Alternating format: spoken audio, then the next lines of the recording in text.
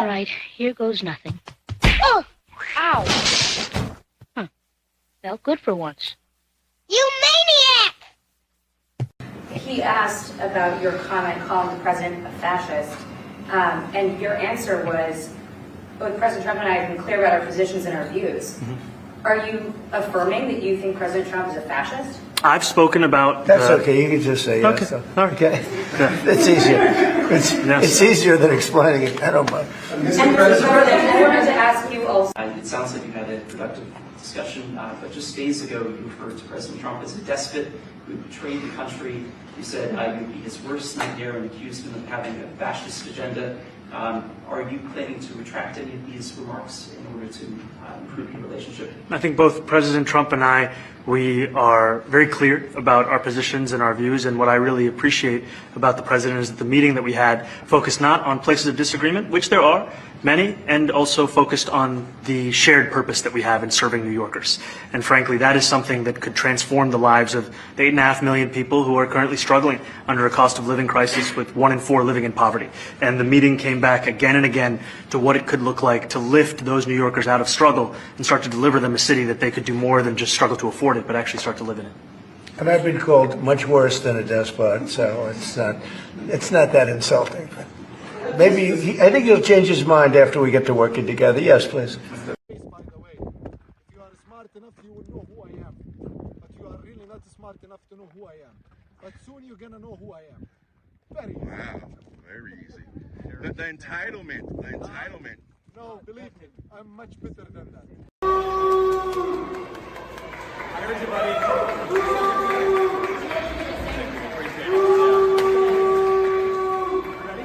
This is the guy who thinks people don't deserve law and order in their own community. Mr.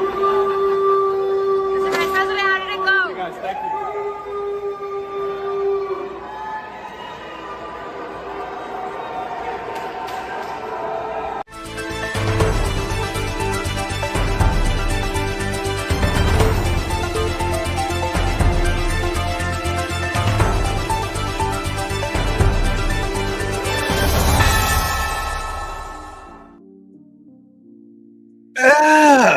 Good morning, good afternoon, good evening. Wherever this video finds you, welcome to Tex. What's going on, Lewis? And we got Mamdani with hat in hand trying to beg Trump for money. And as we know, Trump is very forthcoming with things he has to say. Whoops, there we go. Very forthcoming with the things he has to say, and we are about to find out exactly what the hell they talked about. Just a couple of things. Of course, Marjorie Taylor Greene, she's stepping down from Congress over the Trump stuff. There's an interview that she did, a good 10-minute interview. And you've got the woman from Florida down in Miami who stole that money. We're going to try to cover those two things today, right behind this. But let's get into this now. Save ourselves some time, okay? Let's go. We've just had a great meeting, a really good, very productive meeting. We have one thing in common. We want this city of ours that we love to do very well. And I wanted to congratulate the mayor. He really ran an incredible race against a lot of smart people, starting with the early primaries against some very tough people, very smart people. And he beat them easily. And I congratulated him. And we talked about some things in very strong common, like housing and getting housing built, and food and prices, and the price of oil is coming way down. Anything I do is going to be good for New York. If I can get prices down, it's good for New York. And we've got them down, way down from last year. We have, as you know, I've been saying to a lot of people, Walmart said that Thanksgiving this year is exactly 25% less than last year. So that's good for New York, good for everybody. But I just want to congratulate. I think you're going to have hopefully a really great mayor. The better he does, the happier I am. I will say there's no difference in party. There's no difference in anything. And we're going to be helping him to make everybody's dream come true, having a strong and very safe New York. And congratulations, Mr. Mayor. Thank you, Mr. President. Thank you. I appreciate it. Please. I appreciated the meeting with the president. And as he said, it was a productive meeting focused on a place of shared admiration and love, which is New York City, and the need to deliver affordability to New Yorkers, the 8.5 million people who call our city their home, who are struggling to afford life in the most expensive city in the United States of America. We spoke about rent, we spoke about groceries, we spoke about utilities, we spoke about the different ways in which people are being pushed out. And I appreciated the time with the president. I appreciated the conversation. I look forward to working together to deliver that affordability for New Yorkers. Thank you very much. Any questions, please? President Trump, Stephen Nelson from the New York Post. I've got a question for you and then also one for the mayor-elect. For you, you've referred to Mr. Mamdani as a communist. Could you describe why you feel that way? And also, will you do anything to stop him from arresting Prime Minister Netanyahu if he visits New York?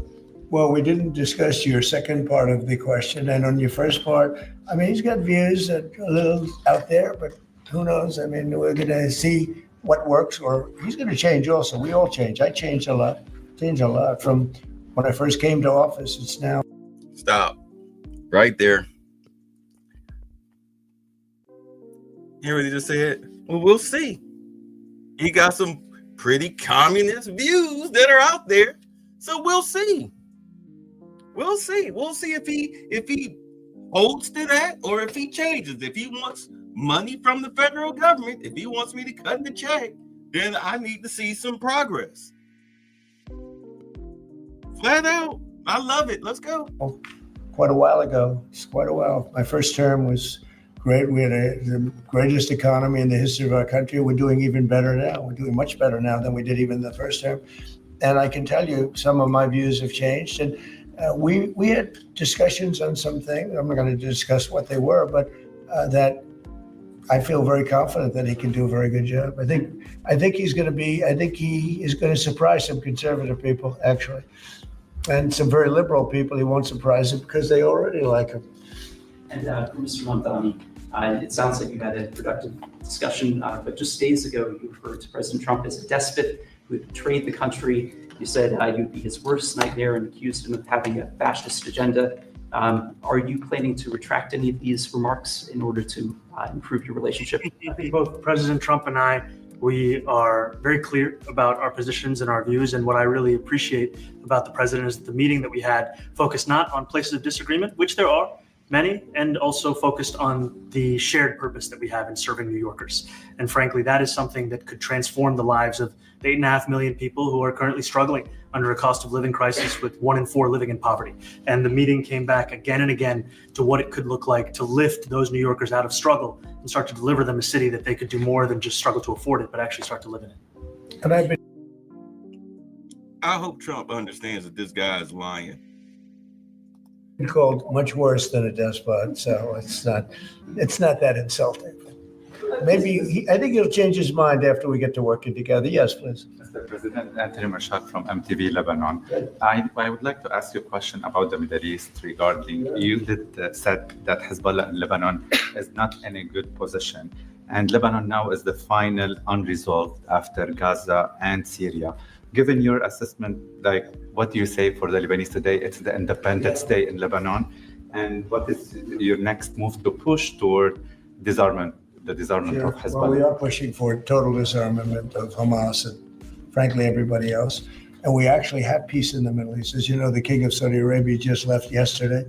We had some great meetings, and he's made a contribution toward the United States of more than $1 trillion. We have now over $20 trillion coming in. No country has ever had anything like that, not even close. If you go to 2 trillion or 1 trillion, it's a lot. We have 20 or $21 trillion. I think that Hezbollah has been a problem in Lebanon, big problem.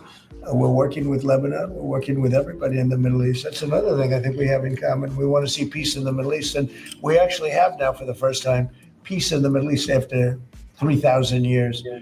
And now we're going to refine it. And I think you're going to see some very positive things happen. There is a potential to invite the Lebanese president to meet you to the White House. I would do that, absolutely. And if the mayor would like to be here for that meeting, because I know he feels very strongly. I think you feel very, very strongly about peace in the Middle East. We desperately want it. And that's something that I shared with the president, that when I spoke to New Yorkers who had voted for the president last November on Hillside Avenue and Fordham Road, I asked them why. I heard again and again 2 major reasons. One was that they wanted an end to forever wars. They wanted an end to the taxpayer dollars we had funding violations of human rights, and they wanted to address the cost of living crisis. And I appreciated the chance to discuss both of those things. He said a lot of my voters actually voted for him, and I'm okay with that. I'll do that. I'll sign it. Give it to me. I'll sign it in a minute. That's pretty good. Mr. President, you've threatened to send federal troops to New York City. You both have differences when it comes to ICE agents in New York City. Mr. Mamdani, you've called ICE a rogue government entity. I wonder how you reconcile your differences on both of those issues. Well, I think we're going to work them out. And I think that if we have known murderers and known drug dealers and some very bad people, we want to get them out. And the mayor wants to have peace. We discussed this at great length, actually, maybe more than anything else.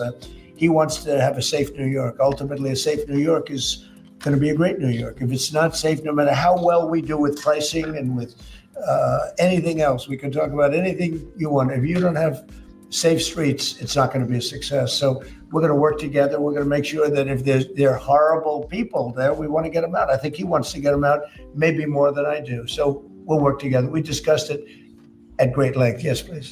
Two questions, if I may. One for you, Mr. President, on BBC in a second. But first of all, for the mayor-elect, you're both from different parts of the political spectrum. You're both populists, though, and I just wonder to what extent the president's campaign style, his techniques, his social media use inspired any part of your campaign. Well, I actually told the president that so much of the focus of our campaign has been on the cost of living crisis. And when we asked those New Yorkers who had voted for the president, when we saw an increase in his numbers in New York City, that came back to the same issue: cost of living, cost of living, cost of living. And they spoke about the cost of groceries, the cost of rent, the cost of Con Ed, the cost of childcare. And too often politicians are looking to lecture to New Yorkers what they should care about as opposed to listen. And when we spoke to those voters who voted for President Trump, we heard them speak about cost of living. We focus on that same cost of living. And that's where I am really looking forward to delivering for New Yorkers in partnership with the president on the affordability agenda. And I think we have to work a little bit. We talked about Con Edison. We have to work a little bit on getting the prices because, we've gotten fuel prices way down, but it hasn't shown up in Con Edison. And we're going to have to talk to them. If we're sending them fuel at a much lower price than it was a year ago, which is true, we have to get Con Edison to start lowering the rates. Absolutely. And if I may, last week you told me you were pushing ahead with your plans to sue the BBC for up to $5 billion. You're going to speak to Prime Minister Starmer as well. Is there any progress or any updates on those issues? Well, we get along very well with the Prime Minister. We made a deal with UK. I like him. He's a fine person. And, I think they have some big energy problems. They've got windmills all over the place. They're going to have to start using other methods because their energy is out of control. Talking about in the UK, it's out of control. And he's got that problem. He's got a big immigration problem, as you know, and he's got a big energy problem. And we talk about it. He's a good man.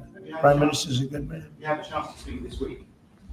I haven't spoken this week. Have you spoken to President Zelensky, or do you intend to meet with him, President Zelensky, about your plan? Are you going to meet with him?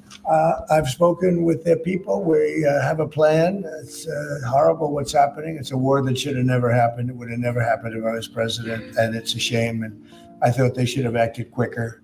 But it's a cold winter, and a lot of the you talk about utilities, but a lot of the big energy producing plants have been under attack, to put it mildly, to put it nicely.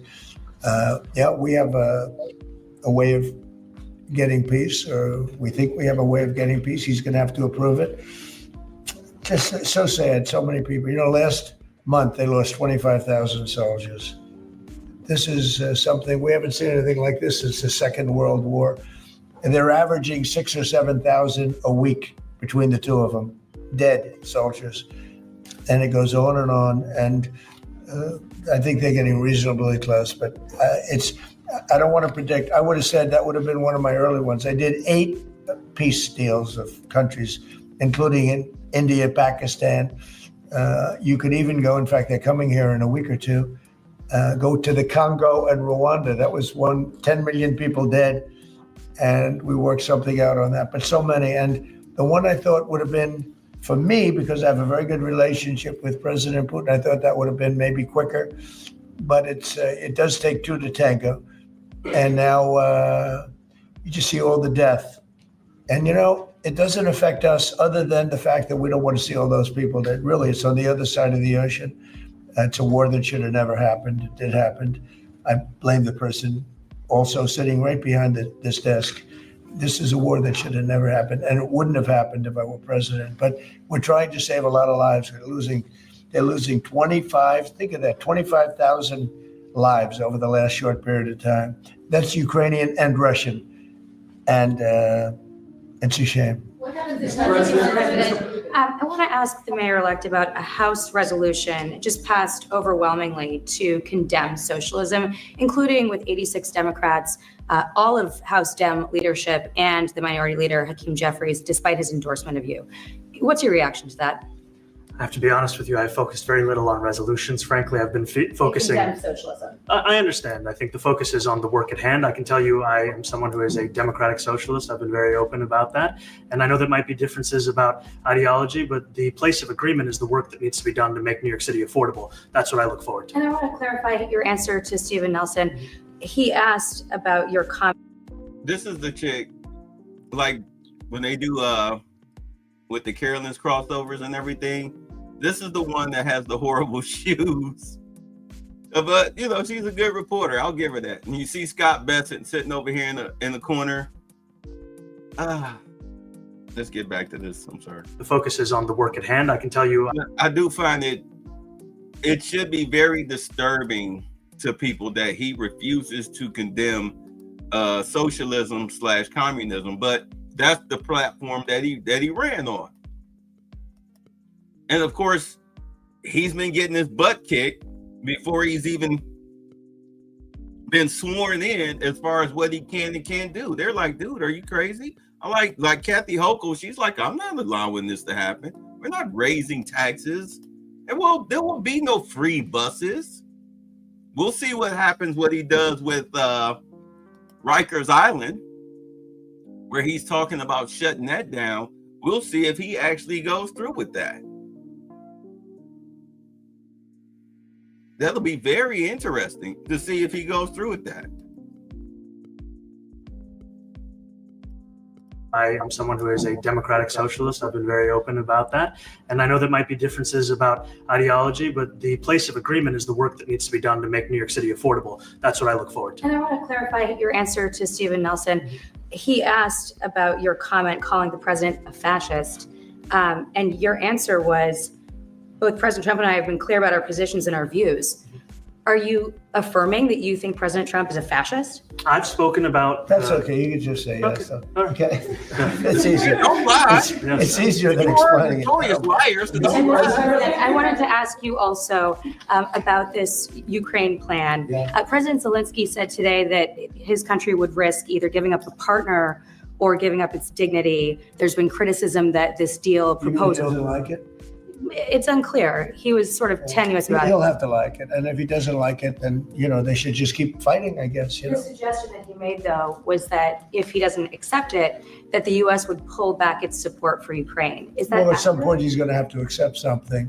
He hasn't accepted. You remember right in the Oval Office not so long ago, I said, you don't have the cards. Don't forget, I inherited this war. This war never would have happened. I inherited this war. And I thought he should have made a deal a year ago, 2 years ago.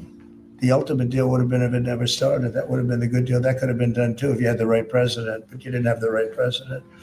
Mr. President, the cost of living is something that you and Mr. Mamdani seem to agree on. Democrats have run New York City for a long time, Mr. Mamdani. Do you see Democrat policy specifically as being a problem? And I'd like that be a question that both of you could answer in New York City. Look, I think that there are many things in our city where we have to own the responsibility of it, things that existed long before the president was the president. And those are also part of the message of our campaign, was to take on a broken politics of the past. And I ran against a number of candidates who represented different versions of that past. And what we found time and again is that working people were left behind in the politics of our city. And what we're looking to do is put those people right back at the heart of our politics so that we don't have a situation where we're in the wealthiest city in the history of the world, and yet 1 in 5 can't even afford $2.90 for a Metro card. Mr. Mamdani. You know, we had some Your policy. interesting conversation, and some of his ideas really are the same ideas that I have. But a big thing on cost, you know, the new word is affordability.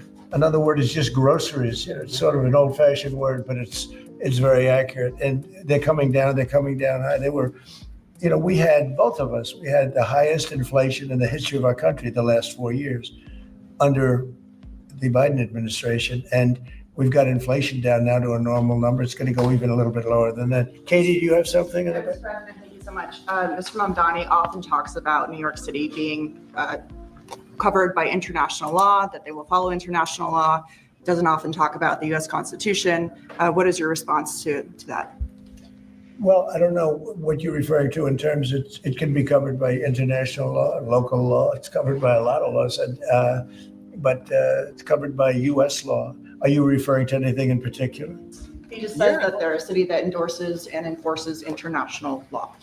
Is that at odds with No, US He's law? trying not to bring up. You want to respond? Yeah, I think what I've shared with the president is our desire to not only follow the laws of our own city, laws that protect New Yorkers, but also a desire for consistency in our politics across the board. And that's something that we've talked about and something that I know many New Yorkers want. We were with ICE. We were with ICE.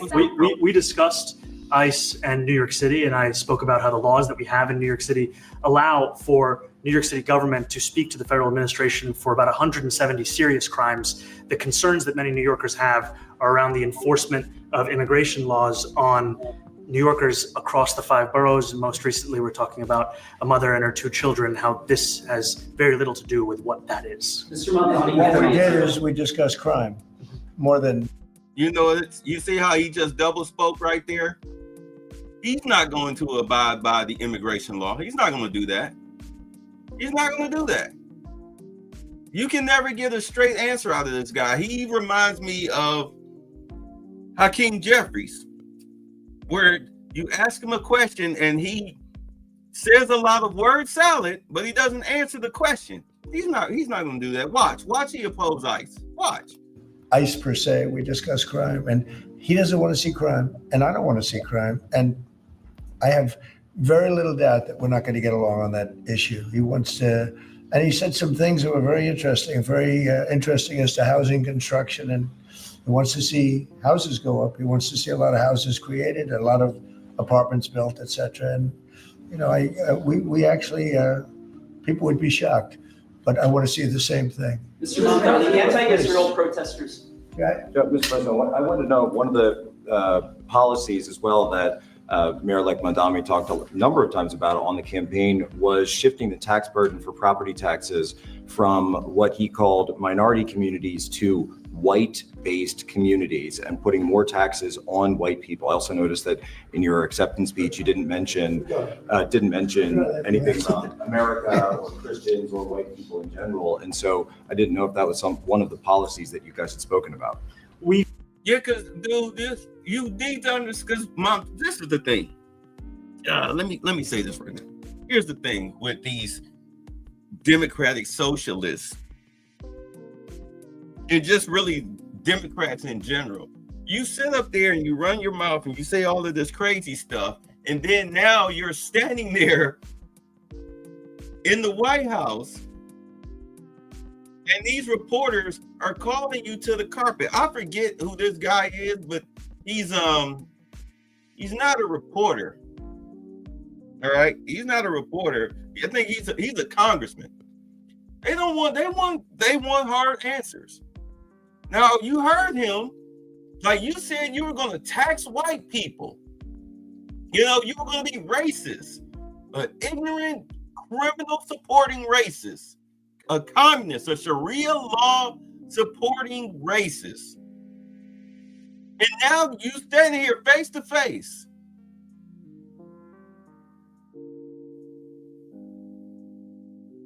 And we all know you're a coward. Every time somebody gets in Mamdani's face and challenges what he has to say, he smiled, he laughed, he shrugged, he get to running away. He's like Roland Martin.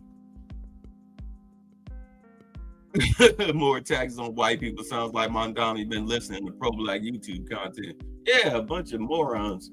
And so now that you're face to face, what you got to say? Let's go. Let's play it. We focused on affordability. We focused on the cost of living crisis. What I will say is that I am very much interested in property tax reform because what we see right now in New York City is a system that is so inequitable that it can't even stand up in court. And the president and I spoke about the importance of not only building more housing, but also making sure that regulation of housing is something that is manageable to actually get through and not the cause of yet another weight that we see in But our to be city. clear, you're continuing this idea of race-based property taxes. No, to be very clear, That's what you said. no, the use of the term was a description of neighborhoods, not a description of intent. So you intend to tax the whiter neighborhoods more? No, we intend to create a fair property tax system because we want a New York City that is not only fair and equitable, but also one that every New Yorker can afford. Mr.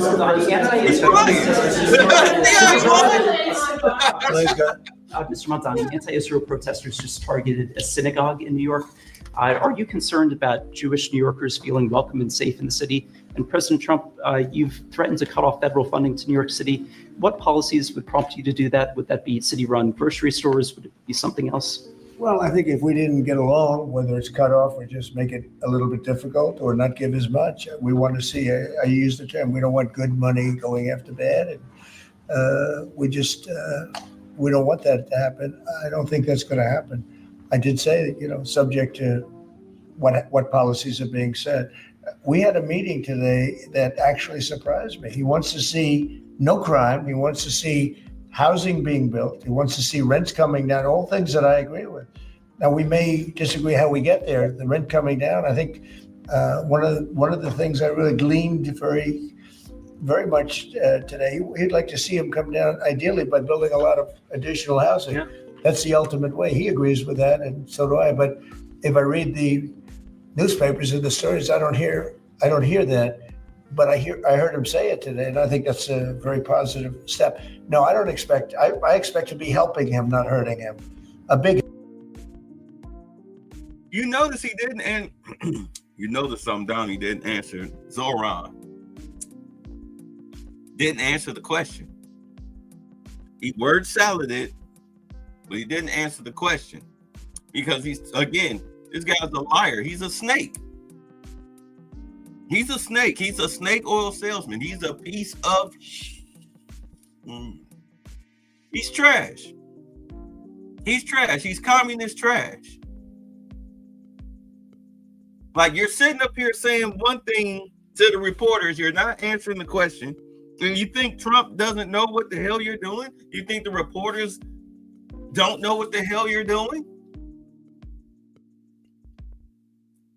You're talking about a guy who thinks that violent crime is a lie. He thinks violence is a social construct. It doesn't exist.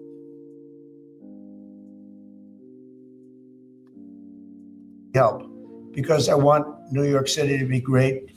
Look, I love New York City. It's where I come from. I spent a lot of years there. Now I'm right here. We took a big setback with the mayor that we had, named de Blasio. I thought it was a tremendous setback for the city. I think this mayor can do some things that are going to be really great. Mr. President, Mr. President, Thank you, Mr. President. You're a billionaire. You have a different address nowadays than you used to, but you used to call New York City home. Would you feel comfortable living in New York City under a Mamdani administration? Yeah, I would. I really would, especially after the meeting. Absolutely. What makes you comfortable? We agree on a lot more than I would have thought.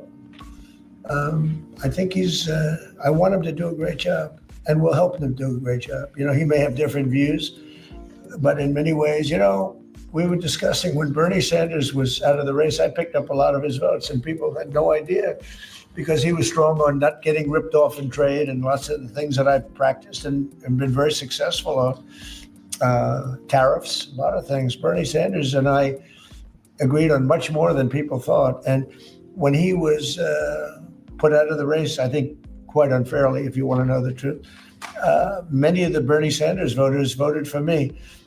And I felt very comfortable, frankly, in seeing that and saying that. And, it just turned out to be a statistical truth. But no, I feel very comfortable. I would feel very, very comfortable being in New York. And I think much more so after the meeting. Yes, please. Thank you, Mr. President. Because you'll have a very quick one for the mayor. Why did you fly here? Aren't trains greener? I will use every form of transit, and I want to make sure that they're all affordable in New York City, and that's why making buses fast and free is a centerpiece of our campaign. Did you? There is a bus that goes. Well, but I know, but if he flew, that's a lot quicker too. You know, I mean, he's working very hard for him to be. That's a very long drive. I'll stick up for you. You know, the plane takes you 30 minutes and driving takes you a long Mr. time. President, I was wondering if you could clear up some confusion around a Washington Post report.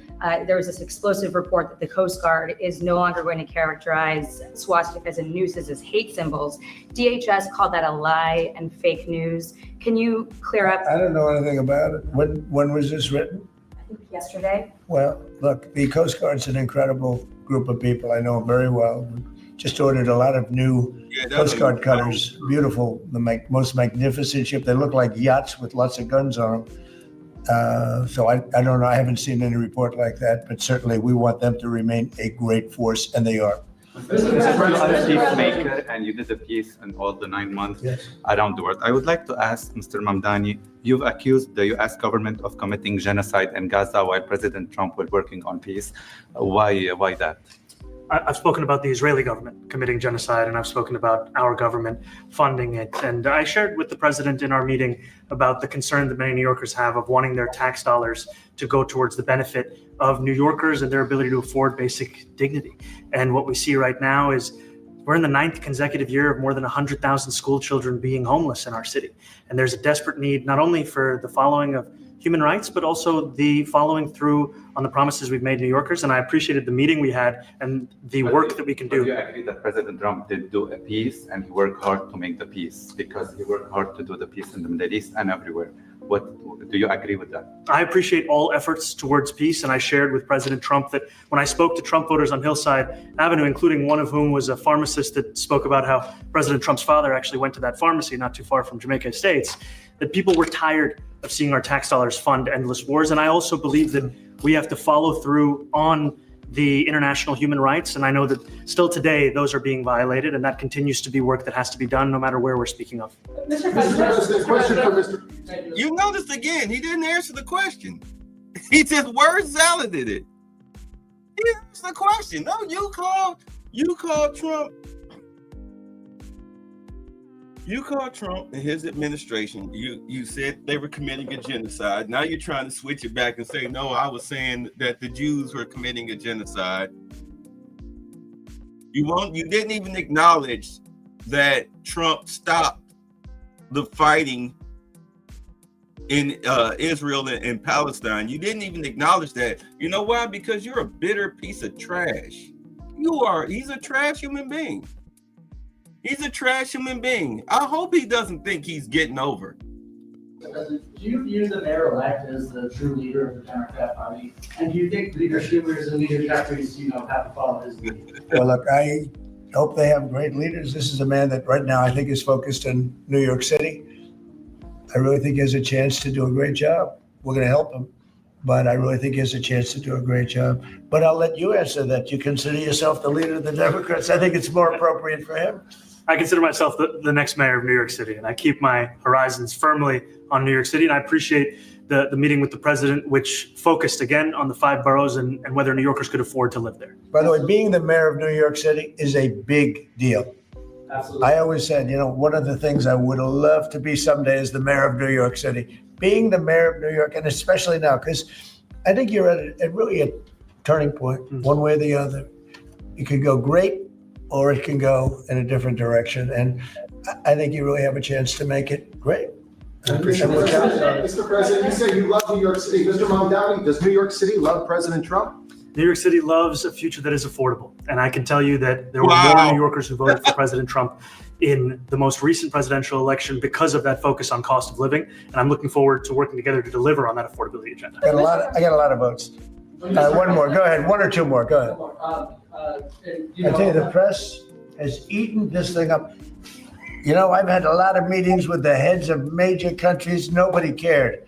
This meeting that you people have gone crazy. Outside you have hundreds of people waiting. This is just a small little group. For some reason, the press has found this to be a very interesting meeting. The biggest people in the world, they come over from other countries, nobody cares. But they did care about this meeting, and it was a great meeting. Go ahead. Yeah, Mr. President, I was going to ask you exactly that. Why do you think there's so much more, so much excitement around this than even some foreign leaders? Because I think he's different. All right, I think he's different, and that can be in a very positive way. But I think he's different than, your typical guy runs, wins, becomes mayor maybe, and nothing exciting. Because he has a chance to really do something great for New York. New York is at a very critical point, and he does need the help of the federal government to really succeed, and we're going to be helping him. But he's different than your average candidate. He came out of nowhere. I said he has a great campaign manager standing over there. He came out of nowhere. Would you start off at 1 or 2? And then I watched. I said, "Who is this guy?" He was at 1, then he was at 3, then he was at 5, then he was at 9. Then he went up to 17. I said, that's getting a little bit interesting, right? And then all of a sudden he wins a primary that nobody expected he was going to win. It's a great tribute. I mean, it's an amazing thing that he did. And I'll just add. You know why? Because people are dumb. People are politically stupid. People are politically stupid. They see this guy, young guy in a suit, and he speaks very well spoken. It's just like Umar back in the early days. Walking around in the suit, you're very well spoken. You're talking about free this and free that, and I'm fighting for the people. Keep in mind, you're in the deep blue city of New York. You're saying all the things that they want to hear, even though you're lying. You're very, to the average idiot, you're a very smooth talker, and they can't see through you. But when you've been in this game long enough, you know when somebody's lying. Just like Trump is sitting up here lying, playing the game, heaping accolades on Mamdani, knowing damn well that Trump hates this guy, and he hates Trump. They both hate each other. But they're playing it up to the cameras. But as you can see, Mamdani doesn't even have the intestinal fortitude. When he asked, do New Yorkers like Trump? And he had the nerve to sidestep the question. Because his personal feelings is no. Simply because of the democratic socialist, the communist bubble that he's in. Ooh. I can't wait till this is over. Oh, sorry, I'll just add one thing to what the president said. Is one thing I also appreciated is in our meeting to appreciate a portrait of FDR and the incredible work that was done with the New Deal, and also in thinking about what it can look like when the federal government and New York City government work together to deliver on affordability. It can be transformative. We have a great portrait of FDR that I found in the vaults that was missing for years. I found it and I put it up. He's a Democrat, to the best of my knowledge. He's a Democrat. And when the mayor saw that portrait, he said, "Sir, do you mind if I have a picture taken by that portrait?" It's an amazing portrait. I hope the picture comes out good. But it's an amazing portrait in the cabinet room. So he's a big fan of the New Deal, I guess, and of FDR. Yes, ma'am. Thank you, Mr. President. You said that you both spoke about crime. There are many police officers set to come off the rolls at the end of this year in New York City. Are you going to allow those police to be replaced with police officers, actual cops? And are you going to require that happens? Would there be some consequence if the Well, I hope staff? it happens, but again, that's going to be ultimately the mayor's decision. What's your answer? Is that I look forward to delivering public safety with the NYPD. And I've said over the course of our campaign that we have the number of police officers today. They are the ones that's budgeted about 35,000 headcount. And I think the key thing is that we have to make it easier for police to focus on police work, not ask them to respond to 200,000 mental health calls a year. So is that a reduction from what you're at right now? Or are you committing to maintaining the same level of cops? I've committed over the course of the campaign to maintain the 35,000. That's the headcount that we had through the campaign. And not replace them Oh, wait, let her answer. with caseworkers, social workers. No, I've said that's the headcount that we want. What we need to do is make sure they can focus on serious crime. And he just retained a great police commissioner. All right, sorry, excuse me, but this idiot said that he's going to replace a lot of the cops with social workers in New York City to respond to violent altercations. You know, that crap Jasmine Crockett was talking about where she said police officers don't stop crime. They're not there they don't deter crime. They just there to take a report. So, you know, when you call 911, like they say, well, call us when he's done.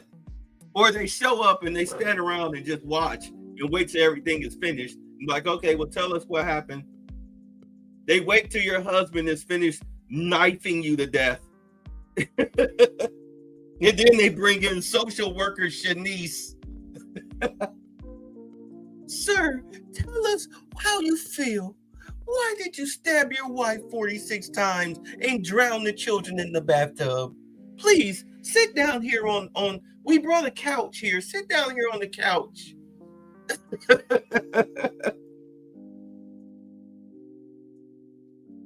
And New York City cops, as soon as he won the election, a lot of them started putting in their bids for early retirement. A lot of them decided to leave the state. They're quitting. They're moving to Florida. They're moving to Texas. You understand? They're going with the rich folks. They're getting the hell up out of New York because they heard what he was saying. Other people didn't hear what he was saying. We all was hearing what he was saying. They want no part of this. New York is going to be a shit show. You see how he's still talking about free buses. He's still talking about free buses and getting people out, closing down Rikers Island. I swear to God, the only thing that he's missing is the mask with the ventilators around the mouth part and a big overcoat, an aviator jacket. That's what he's missing. I believe, right? Yes, we did, Commissioner Tisch. If the newspapers are correct. That one they're correct about. He retained, I think, somebody that is she's a good friend of some of the people in my family, of Ivanka, and they say she's really good, really competent, and he just retained her, so that's a good sign. Are there still topics that you see the two of you disagreeing on in the future? And do you think you'll have more meetings like this? There will be topics that we disagree on. I think we'll probably come to a conclusion, and ultimately he'll convince me or I'll convince him, it's for the good of New York. Ultimately, it's for the good of New York. I don't care about affiliations or parties or anything else. I want to see if this city could be unbelievable, if he could be a spectacular success, I'd be very happy. Do you think you guys will meet more in the future too? Sure. Do you think you'll meet again in the future, throughout the administration? I think we will. I hope we do. I enjoyed the meeting. We had a great meeting. Please. Mr. President, Republican Elise Stefanik has campaigned multiple times by calling Zohran Mamdani a jihadist. Do you think you're standing next to a jihadist right now in the Oval Office? No, I don't. Yes. But, she's out there campaigning, and you say things sometimes in a campaign. Isn't that sort of She's a very capable person. Isn't But that a kind of label? you really have to ask her about that. But I don't particularly. I think I met with a man who's a very rational person. I met with a man who really wants to see New York be great again. And I can say again, because New York was great. When I came down to Washington initially, the city was so hot. It was doing great. We were having some telltale signs and problems. We had a mayor that was not doing a great job, but still, it was moving along. And it went bad. It really went, pretty bad. And I think it's been at lower points, but it went pretty bad. I think he can bring it back. Now, the question is, will he bring it back all the way? Will he bring it back greater than ever before, which is, I guarantee, that's his wish. I think he wants to make it greater than ever before. And if he can, we'll be out there cheering. I'll be cheering for him. Okay? Thank you very much, everybody. Thank you very much. I care very deeply about Jewish safety, and I look forward to rooting out anti-Semitism across the 5 boroughs and protecting Jewish New Yorkers and every New Yorker who calls City Hall. Thank you, Brad. Keep moving, guys. Are you kidding me? You're out here blessing the Holy Land 5 and talking about globalizing the Intifada. And I'm supposed to think that if I'm a Jewish person, I'm supposed to think that you're thinking of my safety. As much as they want to call Trump a fascist and everything, Mamdani sounds exactly like Hitler when after he got elected, he used the gays and the Jews in order to get into office. And the second that he got into office, the first thing he did, he slaughtered the gays in red wedding style. And then, of course, we all know what he did with the Jews. That's who Mamdani reminds me of. He said, big Burlington hamburger boy, man, tomorrow would live in New York. So let's get on to, now I guess we've got time. We got a good hour, so we got time. So attorney names most egregious accusation in Congresswoman's alleged $5 million FEMA fund stealing scheme. Earlier this week, Congresswoman Sheila Sherfless McCormick was indicted. The charges are related to her alleged role in stealing and laundering millions of dollars in disaster funds through her family's healthcare company, and then using that money to aid her run for Congress in 2021. In July of that year, the indictment alleges that Sherfless McCormick's family healthcare company was accidentally overpaid to the tune of $5 million for a federally funded COVID-19 vaccination staffing contract. Instead of returning the misappropriated funds, federal prosecutors claim, quote, a substantial portion of the money was used for her campaign and, quote, for the personal benefit of the defendants. Attorney General Pam Bondi said in a statement that using disaster relief funds for personal gain, quote, is a particularly selfish, cynical crime. She added no one is above the law, least of all powerful people who rob taxpayers for personal gain. Republican Congressman Greg Steube, a fellow Floridian, filed a resolution to expel Sherfless McCormick. As of now, the Florida Democrat has not indicated she has any intention of resigning. The Congresswoman has maintained her innocence, called the indictment a sham, and added that she's looking forward to her day in court. Joining Forbes True Crime is criminal defense attorney Sky Lazaro to break down the indictment.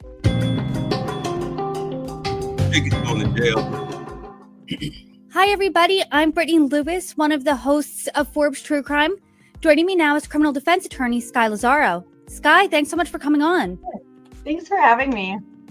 It's always really shocking when a sitting member of Congress is indicted, and the allegations in this particular indictment are pretty egregious. We're talking about Florida Democrat Sheila Sherfless McCormick. She's been accused of stealing and laundering $5 million from FEMA through her family's healthcare company, and then using that money in part to fund her congressional campaign. You hear the allegations, you see the indictment. What's your reaction? You know, at first glance, this is a very serious crime, obviously, for anyone, especially a sitting member of Congress, to be accused of stealing, misappropriating, anything related to federal funds is really problematic and really serious. Additionally, she's charged with conspiracy to commit some tax crimes as well. She has denied the allegations. And when you look at indictments really are, you know, the government has gone before a grand jury.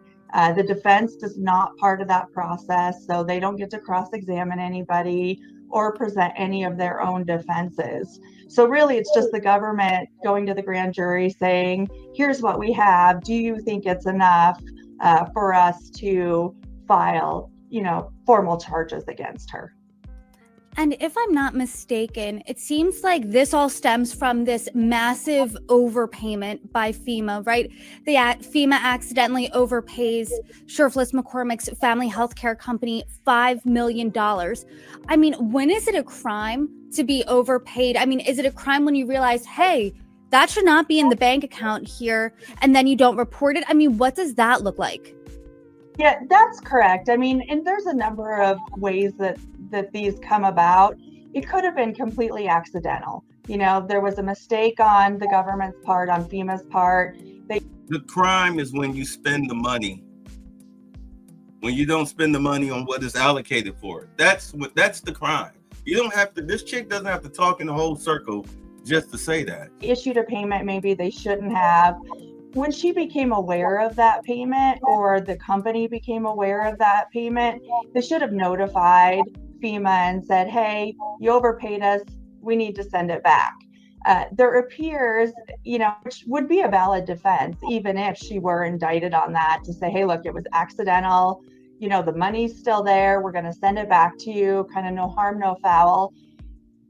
based on what the government's alleging in this case, is there was some additional steps taken on behalf of the company and the, her herself in funneling this money elsewhere. So either they, didn't realize it, which, could be a theory that her defense team takes on. She has maintained her innocence in this case and said she didn't do it. But, if that money's been traced to other places, and then not only was it wrongfully given to them, if they actually misappropriated the money on top of it, that becomes a little bit harder to defend, because then they're not even using the money for its intended use. The DOJ really laid out this step-by-step plan for this scheme, and these are all allegations. She's innocent until proven guilty. Sheriff McCormick says that she's looking forward to fighting these allegations. She's innocent, and that she's looking forward to her day in court. But I do want to talk about these step-by-step, and if you could weigh in on what you think the most serious allegation is. First step being that this FEMA overpayment allegedly was not paid back. Then the money was allegedly laundered. Then that money was funneled to friends and family, who then used that money to donate to her campaign, and this would constitute as illegal straw donor contributions. Or the final step, she allegedly conspired with her accountant to file a false federal tax return. In your opinion here, what do you think is the most serious allegation? I mean, they're all bad. I think probably the worst facts in this case, or the worst allegations, are that she took the money, gave it to friends and family, or misappropriated it to friends and family, so it wasn't used for its intended use. And then they turned around and donated that money back to her campaign. I think when you're looking at what's the most damaging, what's a judge going to look at as the most egregious conduct in this, I believe it's going to be that. Tax crimes can take a number of different takes. People can do the best they can, and things get categorized the wrong way, and maybe you owe the IRS some penalties, things like that. Those types of things can be worked through. But I think when you're looking at someone who is an elected official, who's in a position of really public trust, right? And now she's taken government taxpayer money for her own benefit, as they're alleging. Now, whether or not they can prove she did it, is another question for trial. But that type of behavior, I think, is going to be viewed as the most damaging and egregious by a court. And she faces a slew of charges related to theft of government funds, money laundering, making and receiving straw donor contributions, as well as conspiring to file a false federal tax return. She was also slapped, in addition, with multiple conspiracy charges. When you're looking at all of these charges, what is the hardest to overcome? Factually, I think the hardest for her to overcome is going to be probably the laundering, if they can trace the money and the use of the money. I think those are going to be, at least based on what the government's alleging, they're going to trace the money. It's going to trace the money. It's not hard to trace money now. With currency being digital, it's not hard to trace the money.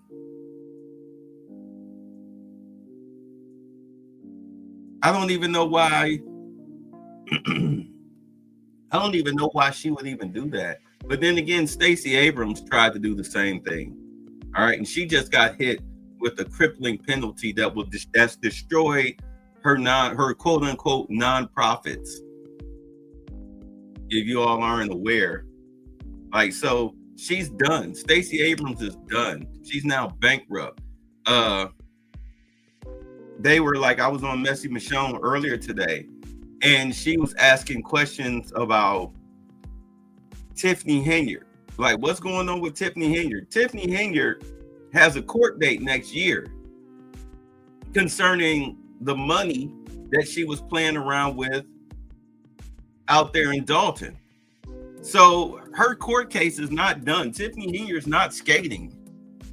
It's just a matter of time. And excuse me. And this goes all the way back to what I was saying in the first place when it comes to bringing down these mayors, governors, Congress people that are out here causing all of this havoc. Just follow the money. If you do a forensic audit, you will find out exactly what's going on.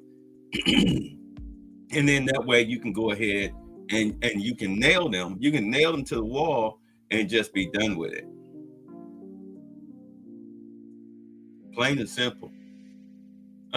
So, I mean, this is 10 minutes of slop. Let's move forward to Marjorie Taylor Greene resigning from Congress. Hi, everyone.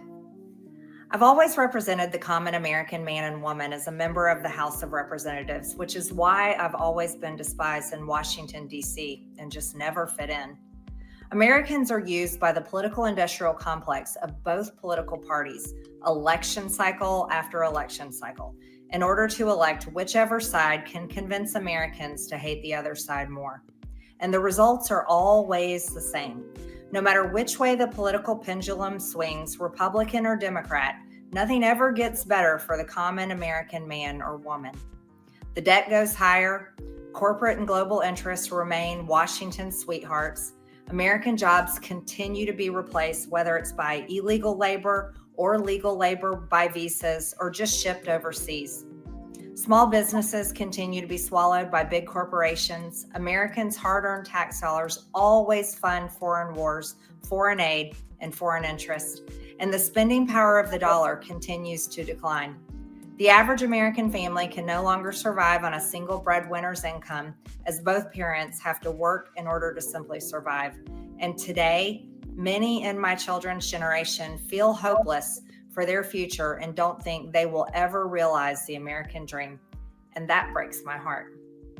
I ran for Congress in 2020 and have fought every single day believing that Make America Great Again meant America first.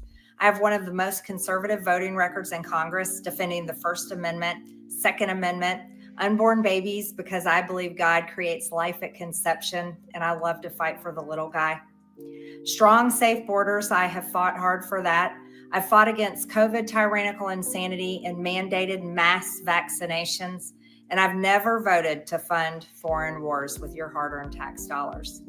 However, with almost 1 year into our majority, the legislature has been mostly sidelined. We endured an 8-week shutdown, wrongly, resulting in the House not working for the entire time, and we are entering campaign season, which means all courage leaves and only safe campaign re-election mode is turned on in the House of Representatives. During the longest shutdown in our nation's history, I raged against my own speaker and my own party for refusing to proactively work diligently to pass a plan to save Americans' health care and protect Americans from outrageous, overpriced, and unaffordable health insurance policies. The House should have been in session working every day to fix this disaster. But instead, America was force-fed disgusting political drama once again from both sides of the aisle on television every single day. My bills, which reflect many of President Trump's executive orders, like calling for a new census counting Americans only to draw new districts, making English the official language of the U.S., making it a felony to medically trans a minor, and other bills like eliminating capital gains taxes on the sale of your primary home and eliminating H-1B visas, just sit. They all sit collecting dust. That's how it is for most members of Congress bills. The Speaker never brings them to the floor for a vote. Many common Americans are no longer easily convinced by paid political propaganda spokespersons and consultants on TV and paid shills on social media, obediently serving with cult-like conviction to force others to swallow the political party talking points. Because they know how much credit card debt they have, they know how much their bills have gone up over the past 5 years. They actually do their own grocery shopping and know food costs too much. Their rent has increasingly gone up and up. They have been outbid by corporate asset managers too many times when they put in an offer to buy a house. They have been laid off after being forced to train their visa holding replacement. The college degree they were told to earn only left them in debt with no big 6-figure salary. They see more homeless people than ever on their own community streets. They can't afford health insurance or practically any insurance, and they just aren't stupid. These are the people I represent and love because that is who all of my family and friends are, common Americans. I've been blessed to represent the 14th District of Georgia for 5 years. The district is filled with some of the most wonderful, kind-hearted, God-fearing, patriotic, hardworking people you will ever meet. Good, regular, common Americans. I've worked hard to bring taxpayer dollars back home to help district needs. I impeached Biden's Secretary of Homeland after watching my constituents die as he facilitated dangerous open border invasion into America. And I led the effort to defund hard left politically biased NPR and PBS and the corrupt USAID, and I did that as chair of the DOJ subcommittee. I have fought harder than almost any other elected Republican to elect Donald Trump and Republicans to power. I traveled the country for years. I spent millions of my own money. I missed precious time with my family that I can never get back. And I showed up in places like outside the New York courthouse in Collect Pond Park against a raging leftist mob as Trump faced Democrat lawfare. Meanwhile, most of the establishment Republicans who secretly hate him and who stabbed him in the back and never defended him against anything have all been welcomed in right after the election. And I will never forget the day I had to leave my mother's side as my father had brain surgery to remove cancerous tumors in order to fly to Washington, D.C. to defend President Trump and vote no against the Democrats' second impeachment in 2021. My poor father and my poor mother, it was way too much for all of us.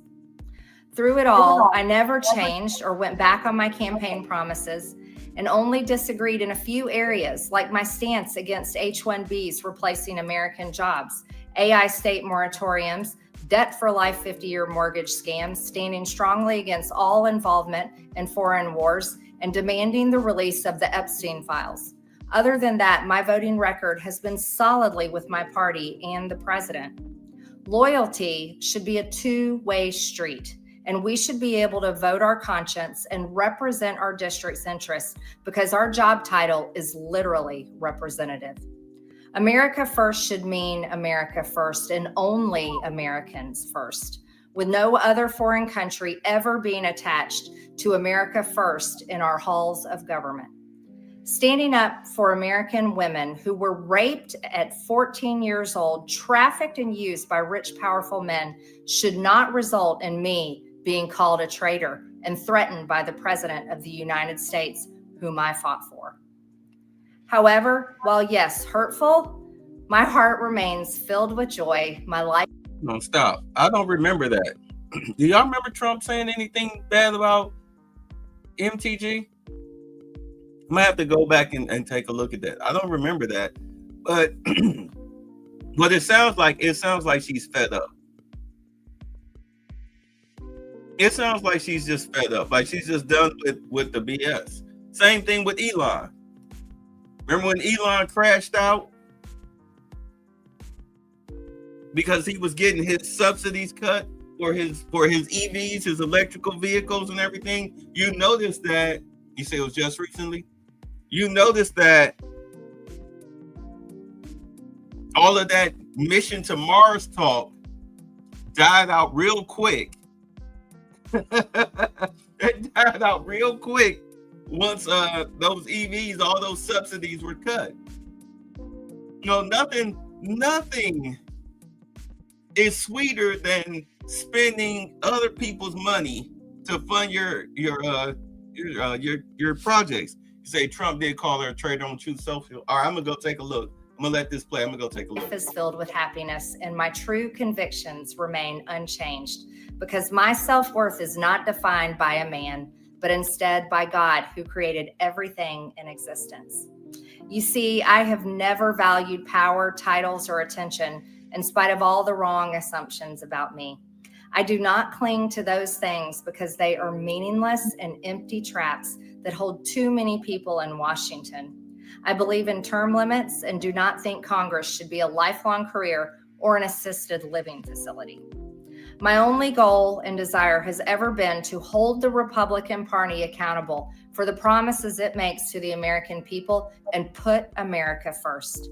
And I have fought against Democrats' damaging policies like the Green New Deal, wide open, deadly, unsafe border policies, and the trans agenda on children and against women.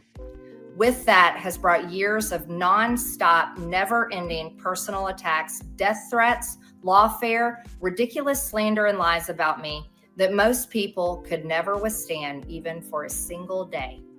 It has been unfair and wrong, not only to me, but especially to my family, but it's been wrong to my district as well. I have too much self-respect and dignity. I love my family way too much, and I do not want my sweet district to have to endure a hurtful and hateful primary against me by the president that we all fought for, only to fight and win my election while Republicans will likely lose the midterms, and in turn be expected to defend the president against impeachment after he hatefully dumped tens of millions of dollars against me and tried to destroy me. It's all so absurd and completely unserious. I refuse to be a battered wife, hoping it all goes away and gets better. If I am cast aside by the president and the MAGA political machine and replaced by neocons, big pharma, big tech, military-industrial war complex, foreign leaders, and the elite donor class that can never, ever relate to real Americans, then many common Americans have been cast aside and replaced as well. There is no plan to save the world or a 4D chess game being played.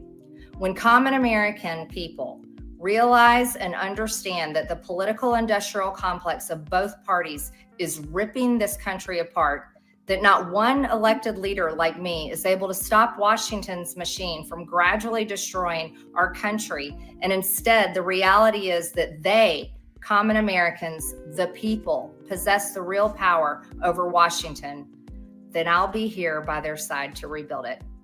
Until then, I'm going back to the people that I love, to live my life to the fullest as I always have, and I look forward to a new path ahead. I'll be resigning from office with my last day being January 5th, 2026, and I look forward. All right, see you later. So here we are. Here's the Truth Social account. He said it's not going to have, yeah. So here's the Truth Social account, and I'm 4 days in.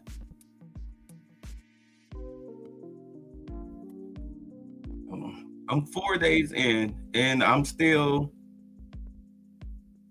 Hold on. Let's see here.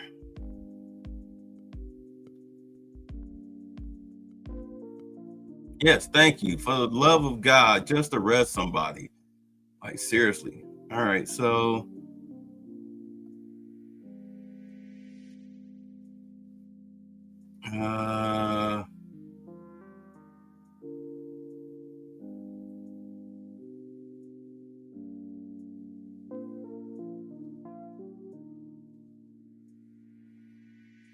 I don't see it. Let me do a go. Let me go to Google. All right, let me go to Google. Already at here, I'm on YouTube now. So let's see here. All right, let's go back to YouTube. All right, let's see here. Let's see, Trump.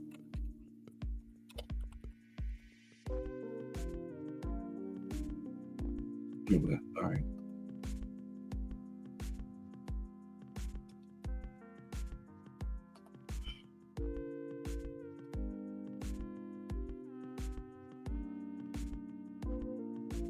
Oh, okay. Okay, all right. So he called her a traitor. Okay.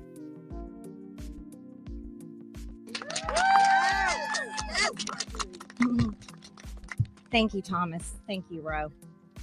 I woke up this morning and I turned to my weather app to check the temperature, and it was 32 degrees. And my first thought was, hell has froze over. I want to speak goodness and love and hope into the women standing behind me and all of the other survivors whose names you don't even know, but stand with these women.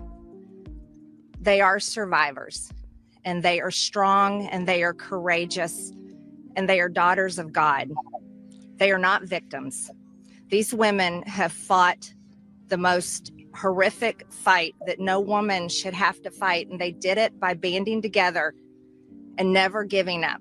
And that's what we did by fighting so hard against the most powerful people in the world, even the President of the United States, in order to make this vote happen today. I was called a traitor by a man that I fought for 6 years for. And I gave him my loyalty for free. I won my first election without his endorsement, beating 8 men in a primary. And I've never owed him anything, but I fought for him for the policies and for America first. And he called me a traitor for standing with these women and refusing to take my name off the discharge petition. Let me tell you what a traitor is. A traitor is an American that serves foreign countries and themselves. A patriot is an American that serves the United States of America and Americans like the women standing behind me.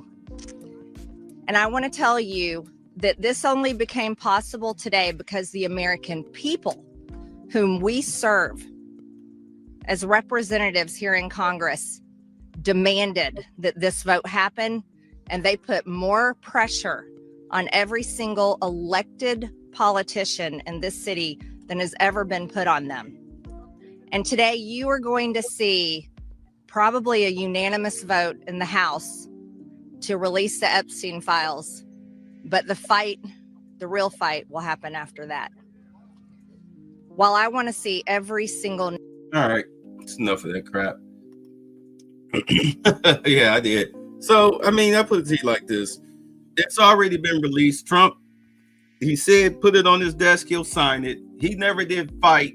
Let's be honest. I don't ever recall Trump fighting against the release of the Epstein files. I think he was sick of talking about Epstein, but he didn't fight against it. He signed it. That, like I said, the next morning he went in, went through his security briefings, and then he signed the paper, and then boom, on to the next. Is that not what happened? Is that not what happened? Today, yesterday, is that not what happened? Did he not get it done? You know, let's relax. But I don't know. I don't understand. I hear what she's saying, but this isn't making any sense. It's just a little squabble. But if she wants to go home and spend time with her people, then you go ahead and spend time with your people. Pulling Elon, go right ahead.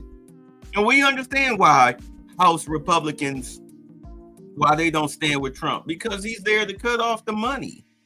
It wasn't just the Democrats that lost money through Doge. It wasn't just the Democrats that lost money through the shutdown of the DOE, Department of Education. Everybody was taking kickbacks. It's just that his main target was the Democrats because they tried to kill him. You tried to kill him. And you can deal with the political mudslinging, but how much longer can you keep telling the same old lie, and then you have a couple of attempts on my life, and then you turn around. Now I'm sitting up here, I'm trying to clean up America, only to find out that you all are trying to usher in communism through this new political party called Democratic Socialists. And that's what I was talking about earlier in the year after he got elected. I'm like, if the Democrats keep talking, still fighting for transsexuals and sterilizing children and illegals, you're going to lose out. Your party is going to go into the toilet, especially with him destroying your party by crippling you economically. If you notice, CNN is now challenging Jasmine Crockett with her idiot self, Hakeem Jeffries with his lying self. You see now they're challenging Mamdani. We just saw that. They holding his feet to the fire. Okay? They're coming after these people, CNN. Because they are, if the bars and restaurants and gyms and airports and other places cut CNN off, they don't have the viewership to support their network. They went through restructuring 3 times ever since Trump killed Doge. Ever since Doge came in and they killed USAID. I'm sorry, I'm sitting up here. I'm thinking of other things. Ever since he killed USAID and the Department of Education, he took all their money away, their slush fund away. Now he's taking away welfare for the illegals, Social Security for the illegals. All right, healthcare for the illegals. These are slush funds. Slush funds. And the Democrats and some Republicans are losing money.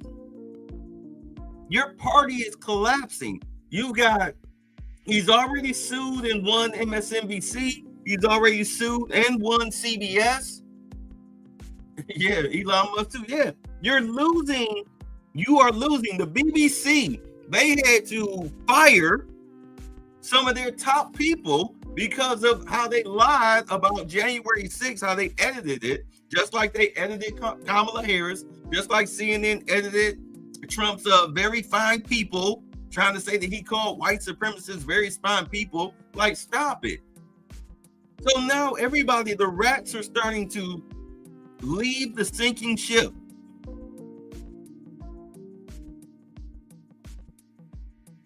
So now you have a whole new, and I was saying this, I said that, and y'all have heard me say this. You say Elon Musk now got over $500 billion of his net worth. As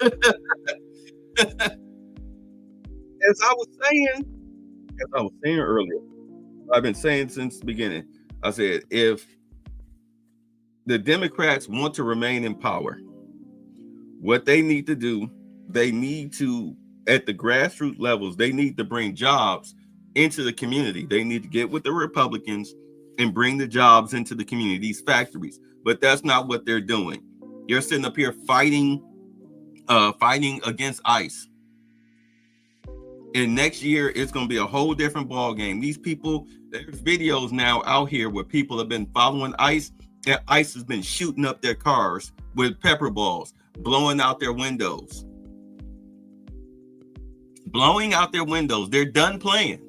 And they're only going to ramp it up. The escalation is only going to be ramped up, especially after Christmas, because that big, beautiful bill goes into effect. All that tariff money that's been coming in. I mean, it's not like a restaurant. You owe us $36 trillion. I got to pay it right then and there. They just go ahead and put it on the payment plan, but they're going to divert a lot of money to defense. Remember, this is why Elon and Trump really had a big fallout. Not only was he slashing his EV, but it's like you brought me in to slash the budget, but now you're adding $2 trillion onto the budget.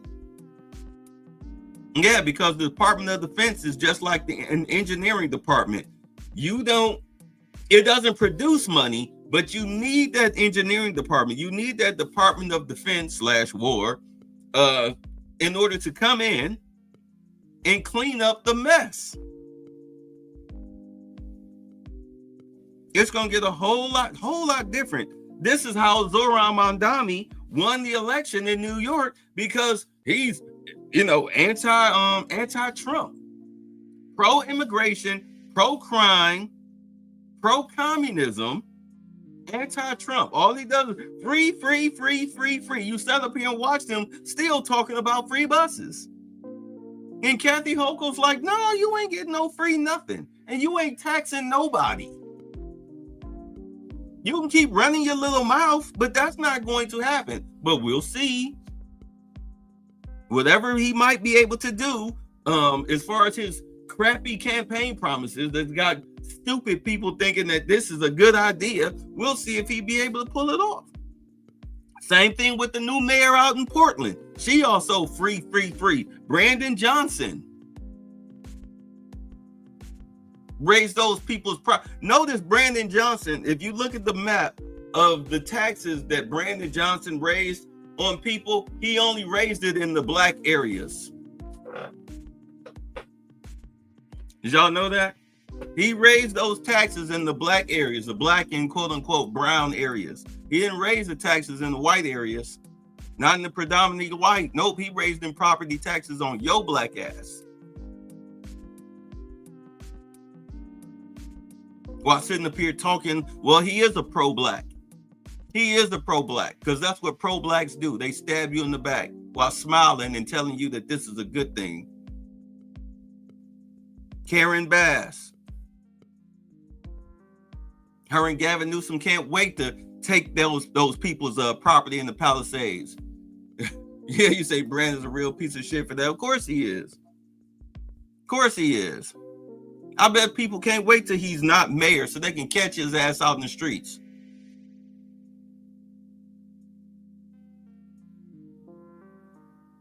They gonna run up on him like they ran up on that pregnant woman. Watch, wait till he's done being mayor, because you don't get a police detail once you're out of office, bro. You're a regular private citizen. You're a regular citizen walking around on two legs, got to catch the bus. Walking around with mace and a taser. That's gonna be your best bet. Them people can't wait till you get out. They can't wait to come see you on your last day. They're gonna be waiting on you outside the city hall. You're gonna try to slip out that back door like, no, where you going? Sitting on the hood of his car. It's gonna be a gang of them surrounding his car, smoking a cigarette. Hey, Tricky B, we've been waiting on you. We've been waiting on you, yeah. Yeah. And watch all them cops in Chicago gonna turn the blind eye. Ain't nobody gonna be watching. No security. They'll put it like this. When they ask, well, y'all saw the whole beating on the security cam. Where were y'all? Oh, I was in the bathroom. All 6 of y'all? Yeah, we all had to go to the bathroom. We had burritos for lunch.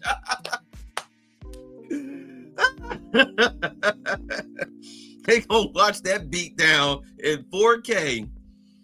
I'm being facetious, but yeah, you ruined Chicago. I mean, I bet them people wish they had Lori Lightfoot back, because she wouldn't have never drugged Chicago down like this.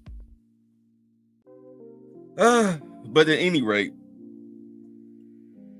yeah, you got all of these mayors that are trying to usher in communism and whatnot because they're lying to the people.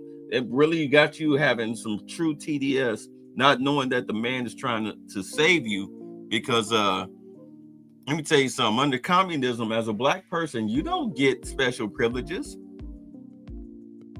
You want to sit up here and talk about all this racism stuff? Wait till the communists are in charge. Wait till the Muslims are in charge.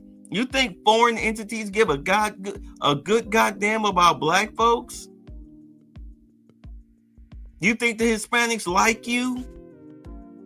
You think the Arabs like you? You think the Muslims like you just because you run around saying some assalamu alaikum, trying to imitate their religion?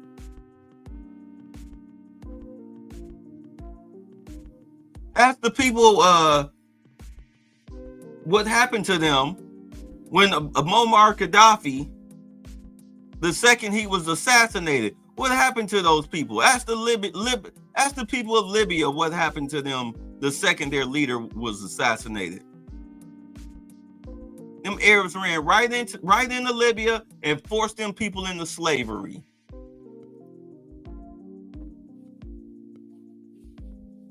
You think the Indians care about you? They darker than you, and they don't consider, they spit on you. They see you. Even these people wipe their asses with their bare hands, and they think they're better than you.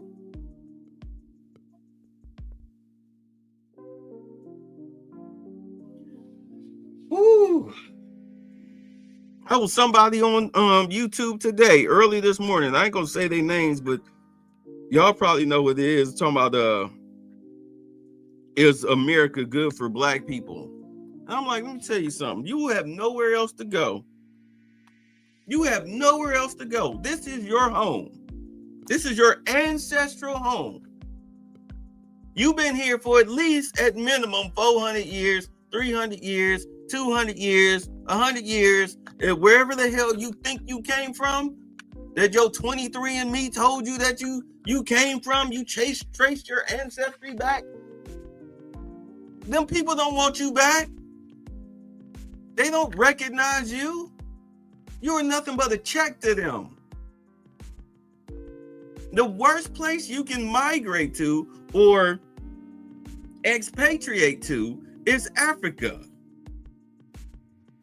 You are a kafir to them. Listen to how Roland Martin and Abby Phillips and Joy Reid and Amanda Seals, listen to how all these tethers talk about you. And they've been here for over 10, 20 years. You wouldn't even know that they were tethers. But look how they talk about you. Look at how they try to lead you into destruction. They're like the Pied Piper.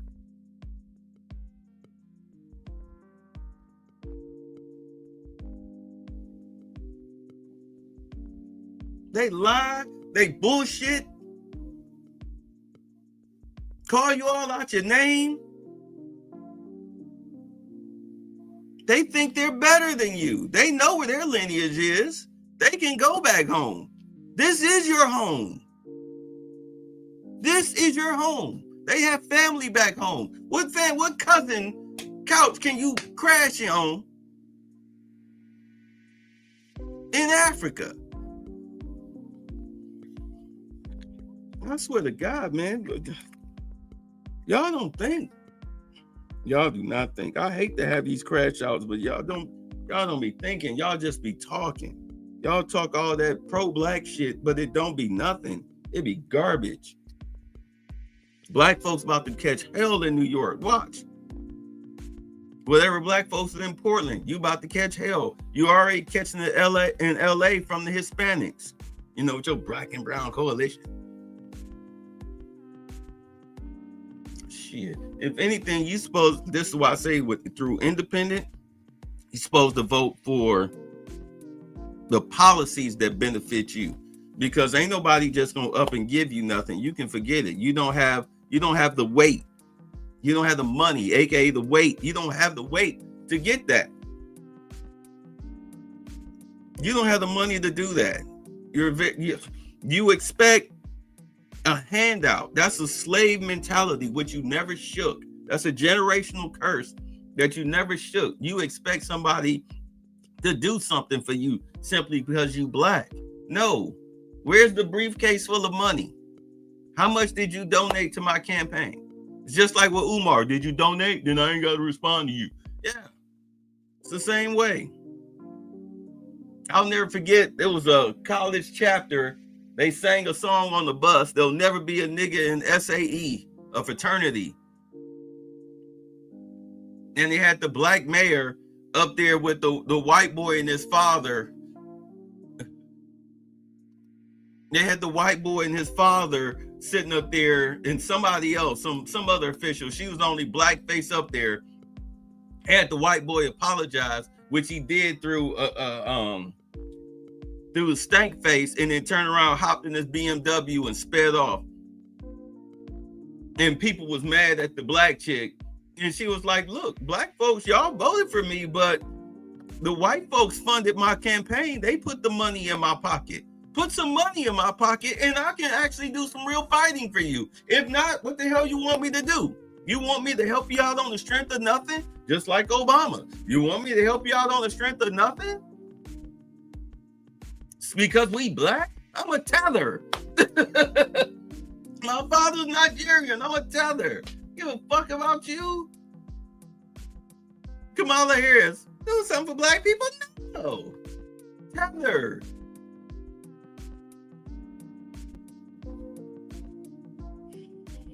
Y'all crashing out over these folks.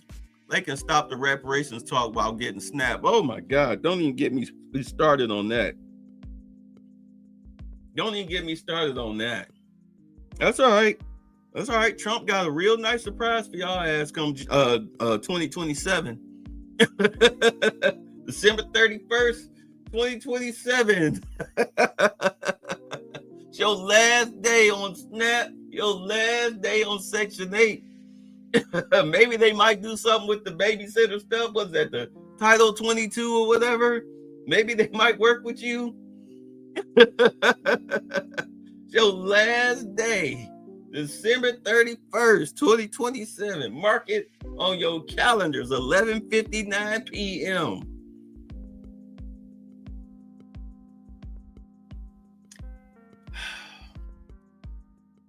It's whatever, man. It's whatever. Yeah, but I understand why she stepped down. I also understand why you now have quote unquote the Democratic Socialist Party, which is nothing but a communist party, why they're gaining so much traction, because the Democrats, they're just, I mean, they're a discombobulated mess. Every time they're on TV, they lie worse than Mamdani. All right, now they're catching heat from the Epstein stuff. I mean, they catching some serious heat from the Epstein stuff, from the donations and the chick sitting up there getting questions from Epstein while he's in jail. You're in the middle of a congressional hearing about Stormy Daniels and you're getting text messages from Jeffrey Epstein while you're sitting there on TV, on the stand. And Jasmine Crockett sitting up here talked all that Jeffrey Epstein mess. Yeah, we should see the fire. Everybody on there, they in trouble. Blah, blah, blah, blah, blah. And then you find out the black woman is like super radioactive over Rhode Island. I mean, not Rhode Island, the Virgin Islands, where he was based at. And suddenly now she up there in Congress trying to defend the chick. I thought everybody that messed with Epstein was reprehensible. I mean, you was condemning the hell out of Trump. Then you found out that another goofy black chick like you was taking money and communicating him while he was in prison. And you're defending it. You're a very stupid person. Oh, these people are hypocrites. I see why she left. And this is why the Democratic Party is going to shit. You have no morals. You're unscrupulous. You're feckless. And you're destroying the party. People have lost faith in you. The Green Party, they're just as weak and spineless.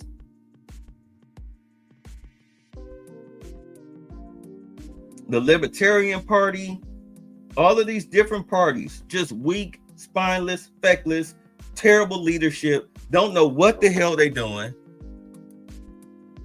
And Republicans are losing midterms, don't think so. You know what? This is the problem with the Republicans. They act so spineless. If I'm already doing my ad campaigns when whatever district I'm running in, like I said, the number one thing you need to do is be talking about bringing jobs in. Start talking to these foreign investors that are trying to move their factories here and get them in your goddamn area. That's your campaign right there. You want to mudslinger against your opponent? I mean, look, they're for they, them. They're for communism, socialism. There's no such thing as a free ride in America. That's why I'm bringing jobs to the country. We don't support terrorists such as Antifa. We don't support illegals undercutting you for your jobs. We're going to get them up out of here. So that way you as an American can be able to afford a home on one salary. You can be able to afford groceries. You understand? We're trying to bring the American dream back. We can't do that if we've got terrorists, illegals, and crime running rampant in our society, in our city. Give yourself a leg up. Give yourself a chance. Let me help you. Help me help you. Vote Mark Steinberg. Republican. You know what I'm saying? Why do you think what's the name? Byron Donalds has a shot of being Florida's next governor? Because he's hook, line, and sinker in step with everything that Ron DeSantis is doing. He wants to keep doing what Ron DeSantis is doing. No illegals, no crime. That's our cops will kick your ass for doing anything stupid like you should. You want to get mouthy, you get punched in your mouth. How about that? And our DAs will throw out the case. No illegals are allowed in Florida. We will deport your ass. Alligator Alcatraz is still going, just so y'all know. You notice they stopped talking about it. It's still up. They lost that case against that, the judge said, you got to tear it down. And then, of course, through the appellate court, they was like, no, it can stay. And suddenly now, boom, the news, the mainstream media no longer talks about it. Meanwhile, these motherfuckers are catching flights, not feelings, right the hell up out of the United States. I'll make that take the subway train. Yeah. Get the hell up out of here. Also, what is Ron DeSantis doing? Oh, yeah, doing away with the land tax. No more property tax. If you pay off your house, like he said, and he was right. And I always thought that was stupid. If I pay off my house, why am I paying property tax? Why am I paying land tax? I own my house. If I don't pay my property tax or land tax, somebody can come in, pay and just so y'all know, this is how people wind up getting their deeds stolen to their houses. You're late on your property tax. Somebody will turn around there and pay your property tax. Therefore, they now own your house because they own the land. Because they paid, they don't own it, but they have rights to the land because they're paying the property tax. The house can be in your name, but they paid your property tax.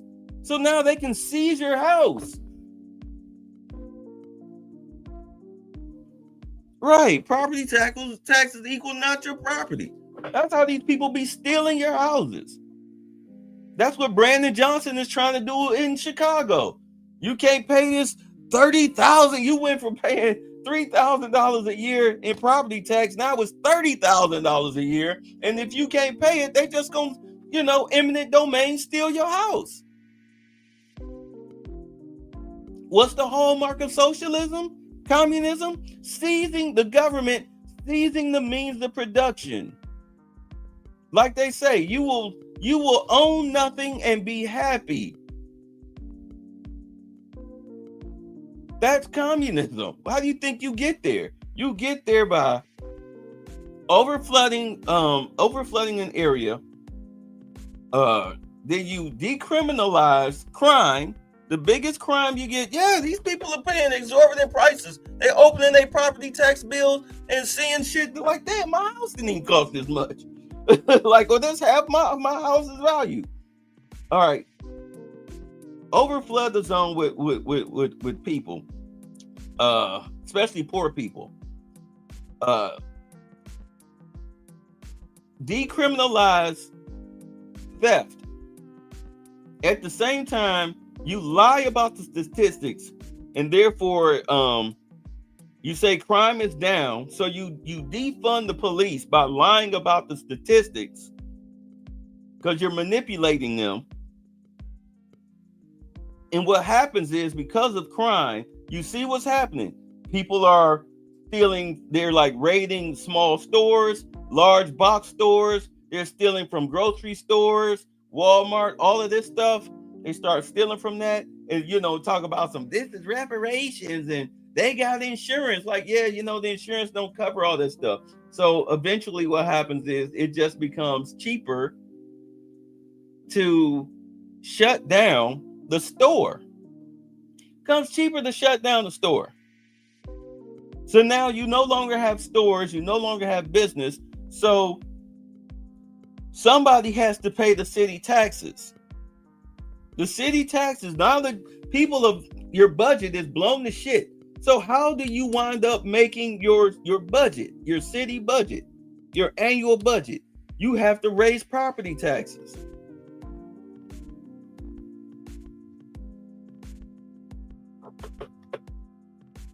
And now you're done. What are you gonna do? Sell your house? You working you might be on a pension. Let's say you're retired. You ain't got the money for that.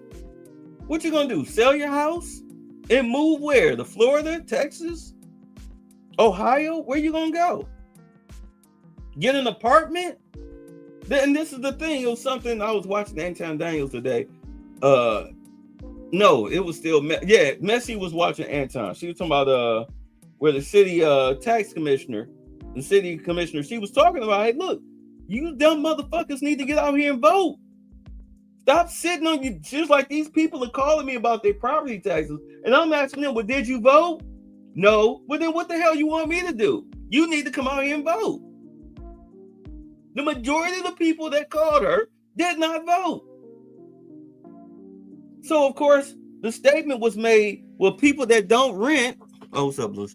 The people that don't rent, they're the ones that vote, but they don't care about the property taxes of these homeowners going up. And I'm like, well, they should, because do understand that do you know why the rent is $2,000 on average for what used to be a struggle apartment? Because the property taxes went up. You think it just affects homeowners? No. It affects apartment buildings. Okay? It affects apartment buildings too. It's a land tax. If the taxes go up, the owner of the building has to raise your rent in order to pay the taxes. This is how you get priced out of the market. Yeah, voting the couch costs you. It costs you. And now you're bitching, moaning, whining, and complaining about it. Like, well, you wanted to vote the couch. At least when we said every election cycle, hey, look, if you don't have to vote for the president, but you do need to vote in your local elections because that affects you directly. The president is going to be the president regardless. Sure, go ahead, vote for him. I mean, me and Lewis, we voted for Jill Stein. Didn't vote for Trump. There's no fucking way we was voting for Kamala. But Trump still won in a landslide. Once Pennsylvania fell, it was over. Everything else was, sprinkles on the Sunday. But yeah, so now you're screwed. You're screwed. You are screwed. And it's nobody's fault for your own because, you wanted a black mayor. A Democrat at that. Oh well. This is on them. This is on them. And everybody else in any city whatsoever, New York, Chicago, South Carolina, Baltimore, LA, Oakland, San Francisco, Portland, right? All those Democratic cities, Boston, all of these Democratic cities with all of these freaking DEI communist mayors and governors, you did this to yourself. And you did it to yourself. You say Trump is a fucking idiot, but I'll still prefer him over Kamala because crypto infrastructure. Well, I mean, you can call him an idiot all you want to, but what other president do you see that's bringing jobs into this? What other president do you see that was bringing jobs into this country? That's getting all these single mamas off of welfare. That's about to be tough on crime. That's blowing up drug boats. That's shut down the border. That's deporting these fucking rapist, murdering, drug dealing illegals.